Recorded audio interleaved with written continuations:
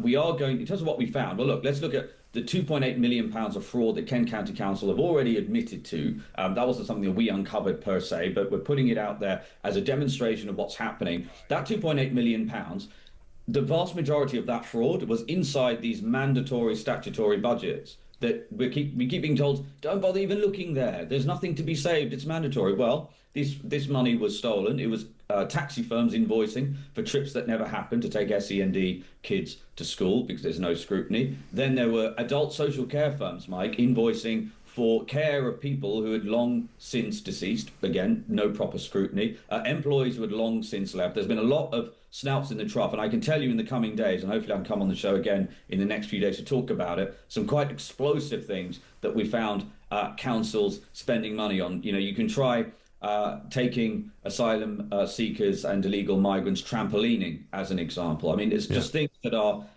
taxpayers are going to be absolutely furious about. So there's things like that. We're also going to use these cutting edge tools to do a thorough analysis of things like procurement. And that might sound boring, but it's actually really crucial. I was looking at a contract worth north of £3 million at one of these councils yesterday for taxi service and take SEND kids to school. Over £3 million a year for a local taxi firm, where that's almost all of their revenue. Do you know how many bidders there were in that procurement process? One. I put it to you, the last time you went to the airport, you probably got two quotes for a taxi, right? And this is the case writ large. No, I know. This has been a racket for years. When I worked in Scotland, I used to look into what was going on at Edinburgh Council, and they were doing exactly the same thing. And it was one company that had the entire budget. And I mean, in some kinds, you couldn't get a taxi at Edinburgh in the morning because they were all taking school kids to school. Yeah.